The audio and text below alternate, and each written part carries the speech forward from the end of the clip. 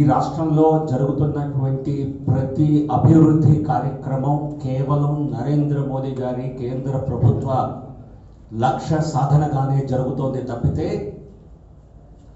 ఇక్కడ ప్రస్తుతం అధికారంలో ఉన్నటువంటి వైసీపీ ప్రభుత్వం కానీ గతంలో ఉన్నటువంటి ప్రభుత్వం టీడీపీ ప్రభుత్వం కానీ ప్రజా అభివృద్ధి కార్యక్రమాలు ఏమీ చేపట్టకుండా కేవలం ప్రచారంతోనే రాజకీయాలు కొనసాగించేటువంటి కార్యక్రమం చేశారు. ఈ రాష్ట్రంలో ప్రతి పట్టణంలో, ప్రతి నగరంలో, ప్రతి గ్రామంలో ఈరోజు జరుగుతున్న అభివృద్ధి, గత 6 సంవత్సరాల్లో జరిగిన అభివృద్ధి ప్రతిదీ కూడా కేంద్ర ప్రభుత్వ పథక కారణంగానే, కేంద్ర ప్రభుత్వ నిధుల కారణంగానే, కేంద్ర ప్రభుత్వ సహకార కారణంగానే ఇక్కడ రాష్ట్ర ప్రభుత్వాలు ప్రచారానికి ఇచ్చినటువంటి ప్రాముఖ్యత అభివృద్ధికి ఇవ్వలేదు. ఈ వాస్తవాన్ని రాష్ట్ర ప్రజలకు మరొకసారి తెలియచేయటం కోసం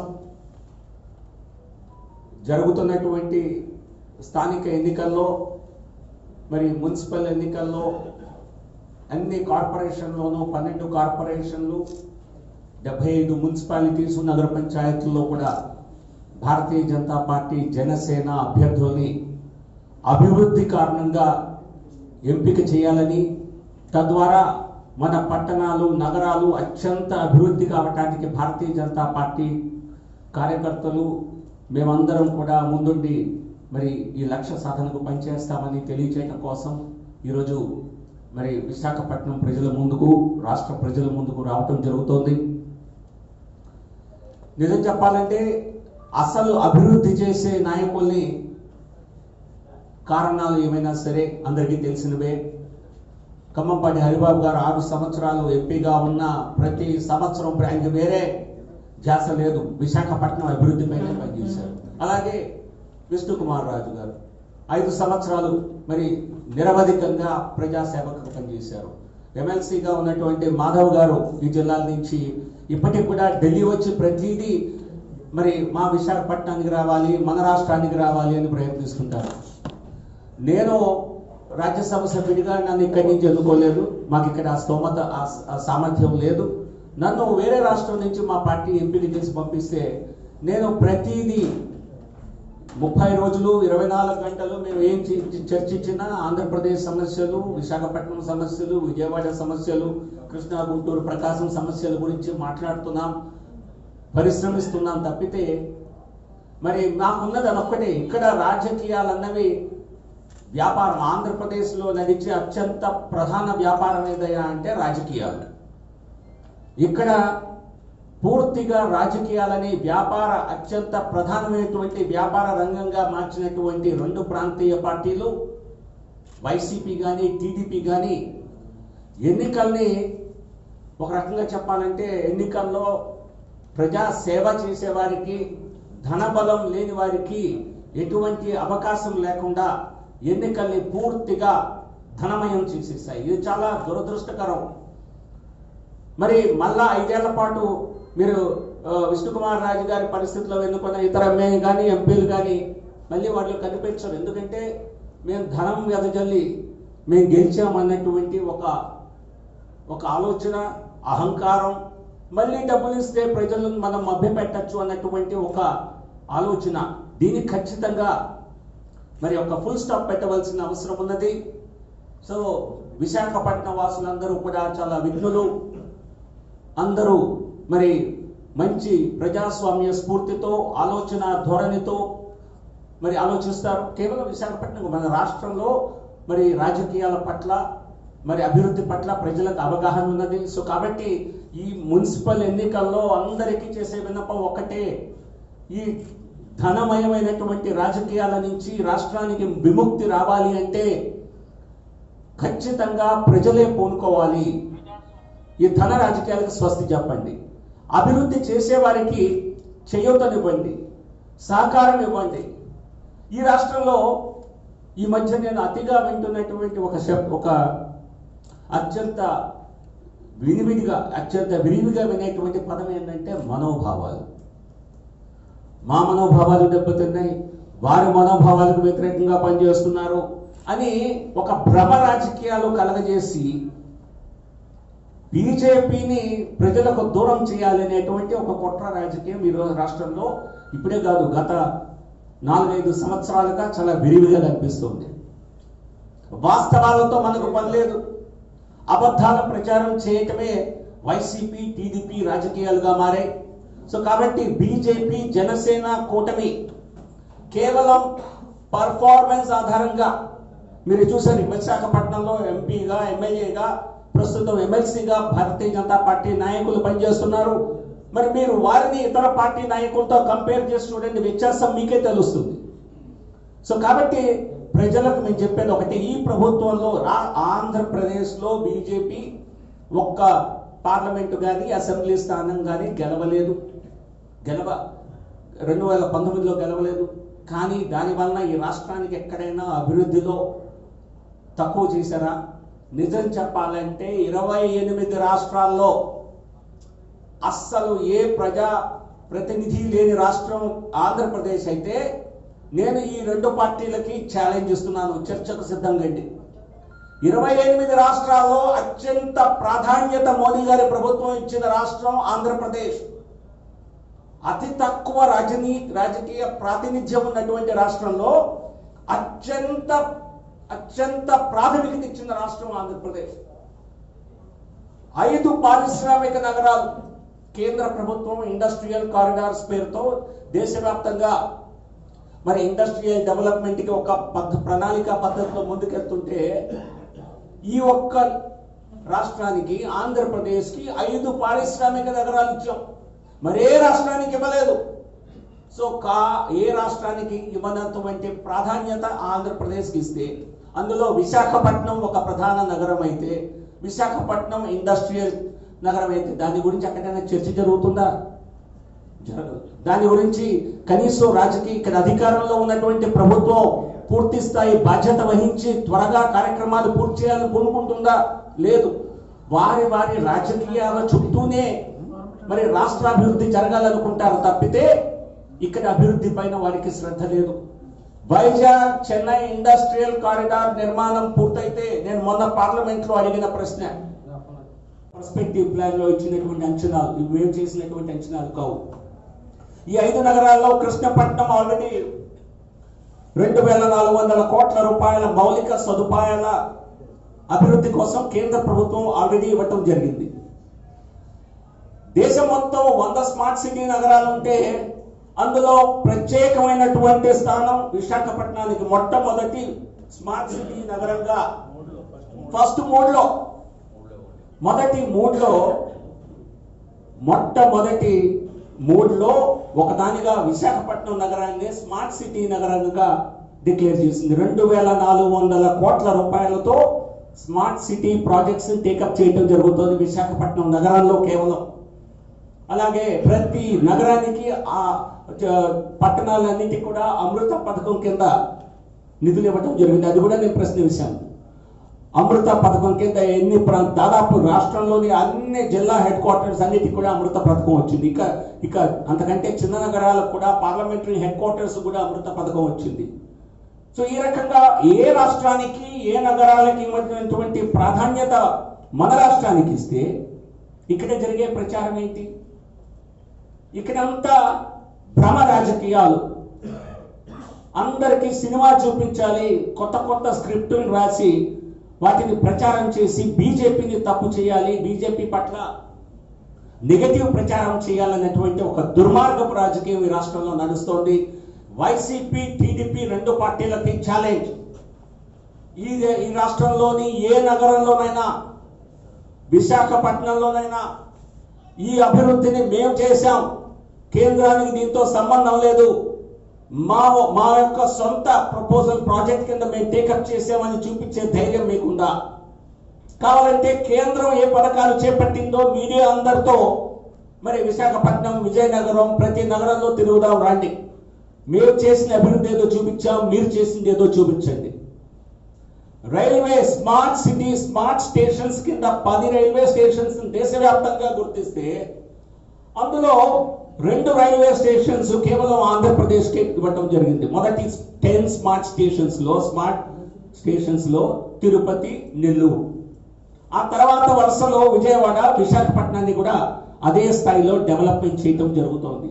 ఇక్కడ అంతర్జాతీయ విమానాశ్రయం కట్టించేది, అభివృద్ధి చేసేది కేంద్ర ప్రభుత్వం. ఇక్కడ సిటీ స్టేషన్ డెవలప్మెంట్ చేసేది కేంద్ర ప్రభుత్వం.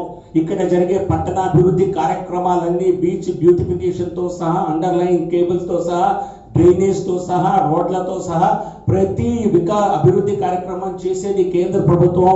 మీరు చేసింది ఏమిటి అని నేను వైసీపీ, టీడీపీ వాటిని ప్రశ్నిస్తున్నాను.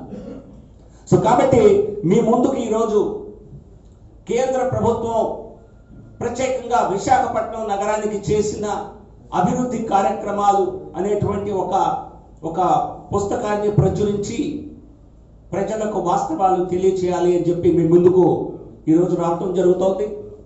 సో ఈ పత్రికా సమావేశం పూర్తవక ముందే ఈ బ్రోషర్ని మీ అందరికీ రిలీజ్ చేసి ఏ రకంగా విశాఖపట్టణ అభివృద్ధిలో ప్రధాన పాత్ర కేంద్ర ప్రభుత్వానిదో, ఏ రకంగా మరి కేంద్ర ప్రభుత్వ సహాయ సహకారాలు లేకుండా ఈ రాష్ట్రంలో జరిగే అవినీతి కూడా కేంద్ర ప్రభుత్వ పథకాల్లో నుంచి డబ్బు కూడా కొట్టేస్తున్నారు. అందుకే నేను మళ్ళీ పార్లమెంట్లో ఈ విషయాన్ని ప్రస్తావిస్తున్నాను.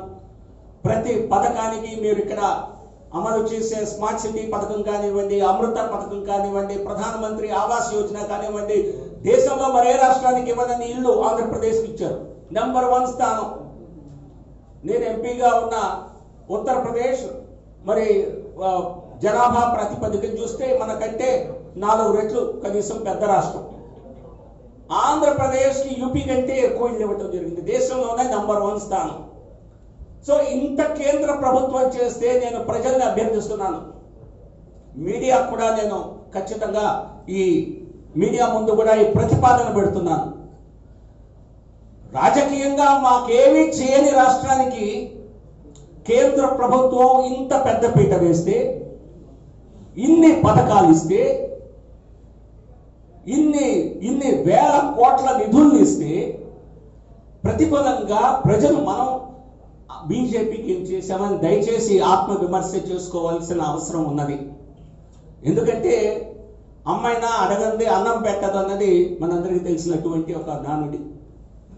అటువంటిది ఇక్కడ అడగకుండానే కేంద్ర ప్రభుత్వమే తనంత తానుగా ఈ రాష్ట్రానికి అంత ప్రాధాన్యత ఇస్తే, దానిలో పెద్ద చొరవ తీసుకున్నటువంటి పాత్ర పార్టీ నాయకులుగా మేమందరం నిర్వహిస్తే, వేరే రాష్ట్రం నుంచి ఎన్నుకున్న నేను, ఇక్కడి నుంచి పార్లమెంట్ సభ్యుడిగా ఎన్నుకున్నటువంటి హరిబాబు గారు, విష్ణుకుమార్ రాజు గారు, ఎమ్మెల్సీగా ప్రాతినిధ్యం వహిస్తున్న మానవ్ గారు మమ్మల్ని ఎన్నుకున్న ఒక్కొక్క స్థానం నుంచే. కానీ మేము రాష్ట్ర ప్రతినిధులుగా ప్రతి నగరంలో ఎక్కడ సమస్య ఉన్నా మేమే వెళ్ళి మాట్లాడతాం. సో ఎట్లా ఉందంటే, సో ప్రతి వారం అడుగుతారు కదా, మేము ఆఫ్టర్ ఆల్ మేము ఒక రాజకీయ పార్టీనే, దయచేసి గమనించండి. మేము వెళ్ళి ప్రతిసారి అడిగినప్పుడు మీకు ఆల్రెడీ ఇచ్చామయ్యా, ఇంకా చేయడానికి కూడా సిద్ధమే, కానీ మన పార్టీకి అక్కడ సమర్థత ఏమున్నది, మీకు ఏదైనా గుర్తింపు ఉన్నదా అనేటువంటి ఒక ప్రశ్న రావటం స్వాభావికం. కుటుంబంలో అడుగుతాం.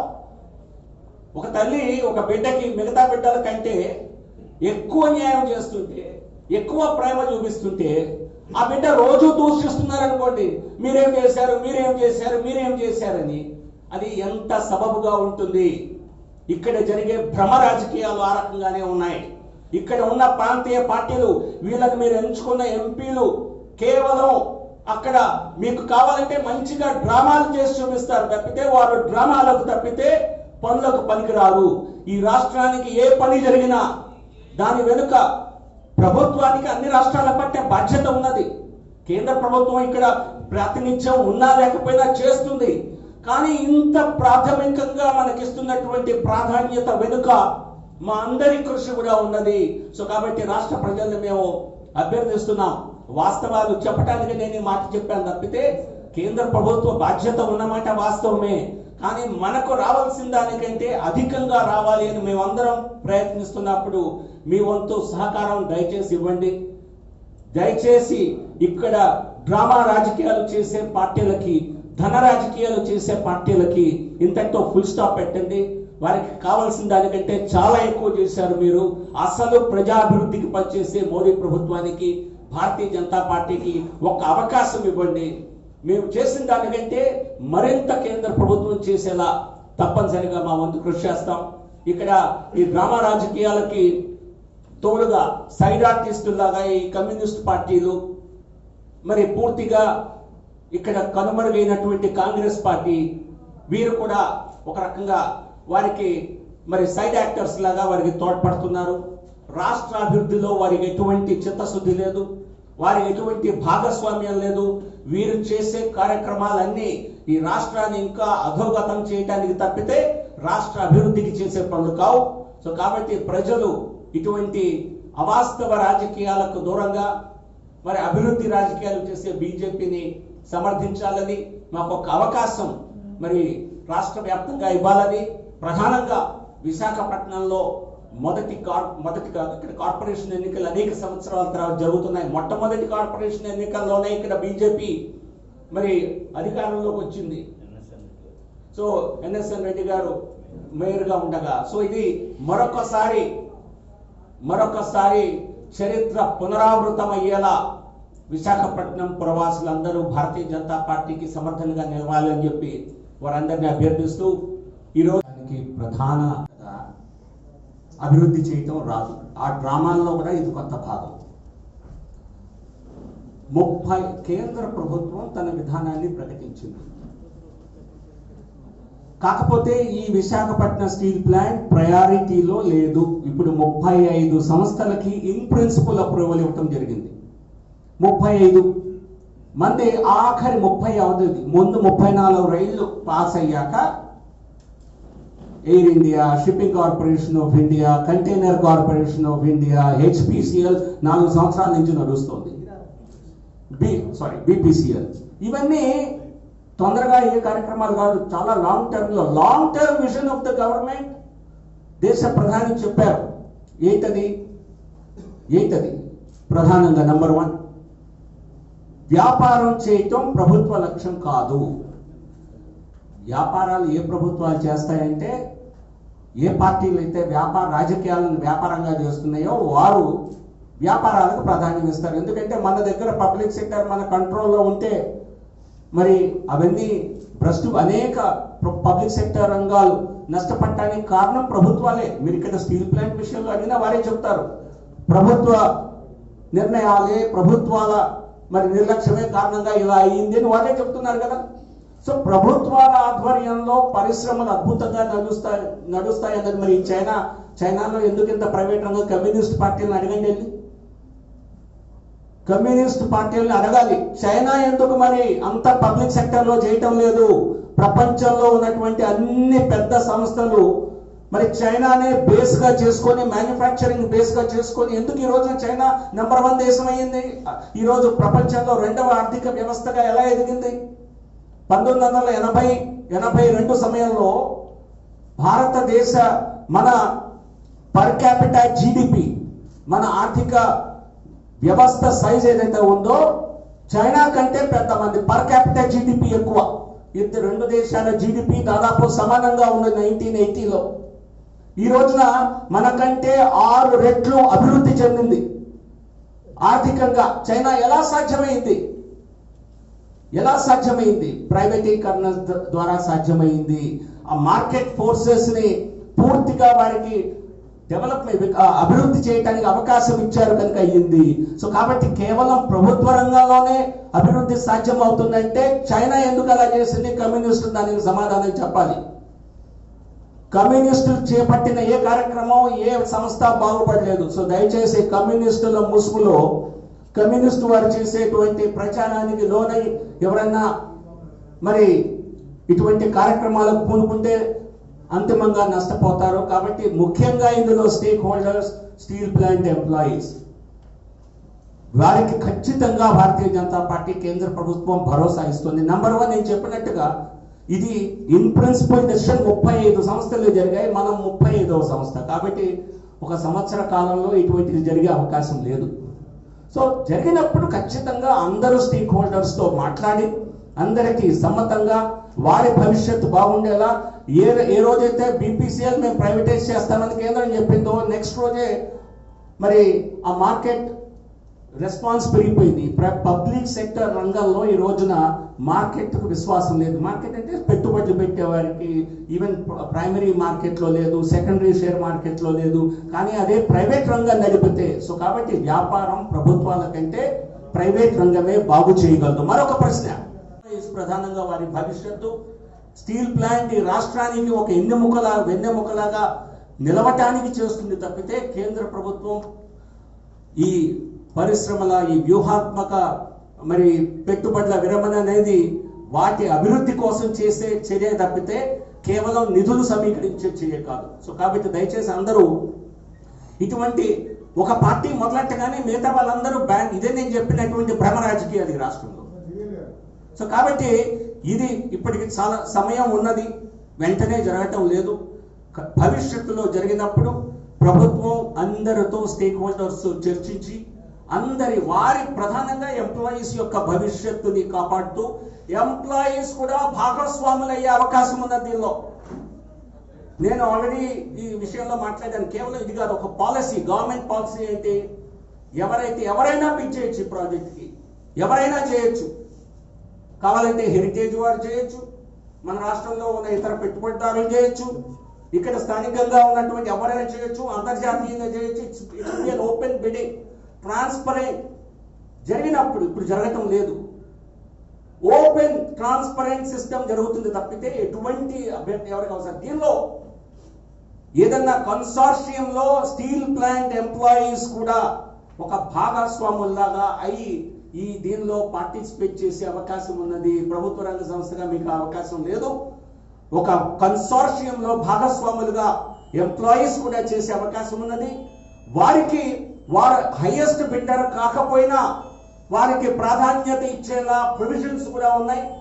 కాబట్టి స్టీల్ ప్లాంట్ ఎంప్లాయీస్ యొక్క హక్కులు పరిరక్షించడం కాదు, నిజం చెప్పాలంటే వారి భవిష్యత్తు ఉజ్వలంగా ఉండేలా కేంద్ర ప్రభుత్వం నిర్ణయం భవిష్యత్తులో చేస్తుంది తప్పితే ఈ రోజు ఆ నిర్ణయం కాలేదు. నేను చెప్పింది పాలసీ నిర్ణయం. పాలసీ ఏ రకంగా ఉంటుంది అన్నది మాత్రమే ప్రస్తావించాను. మొత్తం అన్ని వ్యవస్థలు సమగ్ర మార్పు రావటం జరిగింది. సుందర విశాఖగా మొత్తం ప్రపంచంలో ఎవరు ఈ దేశ విశాఖపట్నంకి వచ్చినా విశాఖపట్నం ఇంత అద్భుతంగా ఉంది అని కొనియాడటంలో భారతీయ జనతా పార్టీ నరేంద్ర మోడీ గారి యొక్క పాత్ర గణనీయమైంది. దానికి ఎక్కడైనా ఎప్పుడైనా మేము ఛాలెంజ్ చేసి వాటిని లైవ్ గా చూపించడానికి మేము ఎప్పుడు సిద్ధమని చెప్పి ఛాలెంజ్ చేస్తున్నాం. ఇవాళ అనేక మంది దుష్ప్రచారం ఏదైతే చేస్తున్నారో చాలా బాధ కలుగుతుంది. విశాఖపట్నానికి ఏమీ చేయలేదని చెప్పి ప్రతిపక్షాలు మాట్లాడుతుంటే వాళ్ళ అవివేకానికి నవ్వుకోవాలో లేదా అర్థం కావట్లేదు. మంత్రి అవంతి శ్రీనివాస్ గారు కానీ, విజయసాయి రెడ్డి గారు కానీ, అలాగే ప్రతిపక్షంలో ఉండే నాయకులు కానీ మాట్లాడుతున్న తీరు ఏదైతుందో అత్యంత దారుణంగా ఉంది. కనుక ఒక్కసారి మీరు కళ్ళు తెరిచి చూడండి. మీరు నడుస్తున్న రోడ్డు, పైన లైట్లు, చుట్టుపక్కల ఉన్న హరితంగా తయారైన విశాఖం, దాంతో పాటు విశాఖపట్నంలో సుమారు 48 ప్రాజెక్ట్స్ రావడం జరిగింది. 1 కాదు 2 కాదు 48 ప్రాజెక్ట్స్ విశాఖపట్నంకి వచ్చింది. ఈ ప్రాజెక్ట్స్ అన్ని కూడా ఇన్వెస్ట్మెంట్ తో సహా ఉద్యోగాలు కూడా కల్పన చేసే దిశగా ఉన్నాయి. దేశంలోనే అత్యధికంగా ప్రతిష్టాత్మకంగా మన డిఫెన్స్ ఎస్టాబ్లిష్మెంట్స్ ఉన్నాయి. సుమారు 2 లక్షల కోట్ల పైగా ఇన్వెస్ట్మెంట్ విశాఖపట్నంలో జరుగుతుంది. అత్యంత ప్రతిష్టాత్మక ప్రాజెక్ట్స్ ఇక్కడ నడుస్తున్నాయి. దాని ద్వారా 2050 వరకు ఇన్వెస్ట్మెంట్స్ ఆ విధంగా కొనసాగుతాయి. అనేక మందికి ఉద్యోగ ఉపాధి అవకాశాలు పెద్ద ఎత్తున దొరుకుతాయి. ప్రపంచ పట్టణంలో ఇవాళ విశాఖపట్నం డిఫెన్స్ ఎస్టాబ్లిష్మెంట్ లో స్ట్రాటజిక్ గా మారింది. ఆ విధంగానే అందరి యొక్క నిఘా కూడా విశాఖపట్నం మీద వచ్చింది. ఆ విధంగా ఒక స్థాయికి తీసుకురావటం భారతీయ జనతా పార్టీ, ముఖ్యంగా నరేంద్ర మోడీ గారు ఆ విధంగా దీన్ని స్ట్రాటజిక్ గా ముందుకు తీసుకెళ్ళడం జరిగింది. ఈ విధంగా చేస్తూ దీంతో పాటు ఏదైతే స్టీల్ ప్లాంట్ విషయం ఏదైతే ఆలోచన రేకెత్తిస్తున్నారో, స్టీల్ ప్లాంట్ ని ఏ ఆలోచన కోసం అయితే దాన్ని ఏర్పాటు చేశారో, ఏ వ్యవస్థల కోసం అయితే దాన్ని ఏర్పాటు చేశారో వాటిని తూచా తప్పకుండా పాటిస్తూ ఆ స్థాయికి తీసుకెళ్తామని vision of Visakhapatnam steel plant is 2030 కల్లా 20 మిలియన్ మెగావాట్ చేయాలని చెప్పి అనుకున్నారు. సుమారు 30 సంవత్సరాల ప్రయాణంలో కేవలం 7.3 మిలియన్ మెట్రిక్ టన్కి వచ్చింది. ఇంకా 9 సంవత్సరాలు ఆ ప్రాంతానికి తీసుకెళ్లే అవకాశం ఉందా? మేము తీసుకెళ్తా ఉంటాం. 20 మిలియన్ మెట్రిక్ టన్ ఏదైతే లక్ష్యంతో స్టీల్ ప్లాంట్ 2030 కల్లా పెట్టారో ఆ లక్ష్యాన్ని నేను నెరవేరుస్తాం. దాంతో పాటు 1 లక్ష మందికి ఉద్యోగాలు ఇస్తారని చెప్పారు. నిజంగా అంతమందికి ఉద్యోగాలు వచ్చాయా? నిర్వాసితులందరికీ అక్కడ ఉద్యోగాలు వచ్చాయా? ఇవన్నిటిని కూడా 1 లక్ష మందికి ఉద్యోగ కల్పన, అలాగే దాని చుట్టుపక్కల ఉండే యాన్సిలరీ ఇండస్ట్రీస్ నిజంగానే చాలా అత్యంత దురదృష్టకరమైన విషయం ఏంటంటే ఎంత యాన్సిలరీస్ ఇవాళ ఆపరేషన్ లో ఉన్నాయంటే కేవలం 20 సంస్థలు మాత్రమే దానికి ఏవైనా సప్లై చేస్తుంది. ఎంత మొత్తం సప్లై చేస్తుందంటే మీరందరూ ఆశ్చర్యపోతారు. కేవలం 20 కోట్ల మాత్రమే దానికి సప్లై చేస్తున్నారు. ఇది అత్యంత దారుణమైన పరిస్థితి. అంటే ఒక పెద్ద పరిశ్రమ ఉంది, సుమారు 23,000 కోట్ల రూపాయలు దాన్ని టర్న్ ఓవర్ చేస్తూ కేవలం చుట్టుపక్కల ఉన్న యాన్సిలరీ ఇండస్ట్రీస్ యొక్క వాటా 20 కోట్లు అంటే పరిస్థితి ఏ విధంగా ఉందో ఆలోచన చేసుకోవచ్చు. కనుక ఏదైతే మేనేజ్మెంట్ సంబంధించిన మిస్మేనేజ్మెంట్, మిగతా అనేక మంది దాంట్లో భాగస్వాములు చేస్తున్న అనేక రకాల వ్యవహారాలు, వీటినన్నింటినీ చెరవగీతం పాడుతూ చుట్టూ ఉండే యాన్సిలరీ ఇండస్ట్రీస్ ఆ విధంగా డెవలప్ చేసే విధంగా, అలాగే అక్కడ ఉద్యోగ కల్పన పెంచే విధంగా, దాంతో పాటు ఆ ఆర్ఐఎన్ఎల్ కారణంగా సమగ్ర అభివృద్ధి నగరానికి జరిగే విధంగా ఒక ఆలోచన పదంతో ముందుకెళ్తుంది. అది అందరికీ ఆమోదయోగ్యంగా, అందరి స్టేక్ హోల్డర్స్ ఆనందాన్ని ఇచ్చే విధంగా, ఈ ప్రాంతం సర్వతోముఖ అభివృద్ధి చెందే విధంగా తప్పనిసరిగా జరుగుతుంది. అలాగే విశాఖ రైల్వే జోన్ మాకు అత్యంత ప్రతిష్టాత్మకమైనది. రైల్వే జోన్ తీసుకొచ్చింది భారతీయ జనతా పార్టీ. ఇవాళ నరేంద్ర మోడీ గారు దాన్ని అత్యంత సాహసోపేతంగా నిర్ణయాన్ని ప్రకటించి పీయూష్ గోయల్ ఆధ్వర్యంలో ఎన్నికల ముందు దాన్ని ప్రకటన చేయడం జరిగింది. పూర్తి స్థాయిలో ఒక ఆఫీస్ ఎస్టాబ్లిష్ చేసి దాంట్లో ఒక ఓఎస్డీని పెట్టి ఇక్కడి నుంచి డిపిఆర్ పంపించడం జరిగింది. ఆ ప్రశ్న కూడా అడిగింది ఎవరంటే మన జీవీఎల్ నరసింహారావు గారు. ఆ జీవీఎల్ నరసింహారావు గారు రాజ్యసభలో అడిగిన ప్రశ్నకి సమాధానం, ఈ వర్క్ ఈజ్ ఇన్ ప్రోగ్రెస్. ఏదైతే సౌత్ కోస్ట్ రైల్వే సంబంధించిన డిపిఆర్ వచ్చింది నేను పరిశీలిస్తున్నాం. దానికి సంబంధించి 2020-21కి 170 కోట్లు కేటాయించడం జరిగిందని చెప్పి ఆ ప్రశ్నకి సమాధానంగా చెప్పడం జరిగింది. ఎందుకు డబ్బులు కేటాయిస్తారని మన ప్రశ్న అడగచ్చు. దీనికోసమే ఆ విధంగా ముందుకు తీసుకెళ్లాల్సిన పరిస్థితి ఉంది. త్వరలోనే పాండమిక్ కారణంగా రైల్వేస్ అత్యంత నష్టాల్లో కూరుకుపోవడం, ప్రతి డే బై డే లాసెస్ లో ఉండడం కారణంగా ఈ ఫుల్ ప్లెజ్ గా మన సౌత్ కోస్టల్ రైల్వే విశాఖపట్నం కేంద్రంగా జోన్ పూర్తి స్థాయిలో ఆపరేషన్ స్టార్ట్ కాలేదు. త్వరలోనే ఆ విధంగా ప్రారంభమవుతుందనే సమాధానం రావడం జరిగింది. ఆ విధంగా వచ్చిన తర్వాత ఎక్కడ తెచ్చారు తెచ్చేంత పెద్ద ప్రకటన చేసింది. దేశంలోనే కొత్త జోన్ క్రియేషన్ 2003 తర్వాత ఒక జోన్ క్రియేషన్, అది కూడా ఒక రీజియన్ స్పెసిఫిక్, అంటే ఒక రాష్ట్రం యొక్క సరిహద్దులకి అనుగుణంగా ఒక జోన్ రావడం ఏదైతుందో అది నభూతు నభవిష్యత్ ఆ విధంగా తీసుకురావడం జరిగింది. కేవలం ప్రతిపక్షాలు చేసిన కుట్ర, పత్రికల్లో అనేక రకాల వార్తలు రావడం కారణంగా ఇది పరిస్థితి ఏర్పడింది. దాంట్లో డివిజన్ విజయవాడలో కలవడం కారణంగా ఎంప్లాయీస్ కే నష్టం, ప్రజలకు కాదు. ప్రజలందరూ కోరుకునేది విశాఖపట్నం జోన్, విశాఖపట్నం కేంద్రంగా. అది సాధించాం. డివిజన్ సంబంధించిన ఏ అంశాలు ఉన్నాయో వాటిని తప్పనిసరిగా పరిశీలించి వాటిని అందరికీ వాళ్ళ ఎంప్లాయీస్ కూడా ఆమోదయోగ్యమైన ఒక ఫార్ములాని కనుక్కొని ఆ విధంగానే తీసుకెళ్తామని చెప్పి హామీ ఇవ్వడం జరిగింది. ఆ విధంగా వెళ్తాం. కనుక అన్ని విషయాలైతే మేము చెప్పడం జరిగింది 2014 విశాఖపట్నానికి సంబంధించి దానికి 100% నిర్వహించడం జరిగింది. ఆ విధంగా చేసిన మాకే ఓటు అడిగే హక్కు కనుక జీవీఎంసీ ఎన్నికల్లో భారతీయ జనతా పార్టీ జనసేన కలిపి 98 స్థానాలకి అభ్యర్థులు నిలబెట్టారు. కనుక ప్రజలందరికీ ఇంకొకసారి విజ్ఞప్తి చేస్తున్నాం, తప్పనిసరిగా మీరందరూ కూడా బీజేపీ జనసేన అభ్యర్థులకి పెద్ద ఎత్తున ఓట్లేసి కమలం పువ్వు అలాగే గ్లాసు గుర్తుపై ఓటేసి గెలిపించాలని ప్రార్థిస్తున్నాం.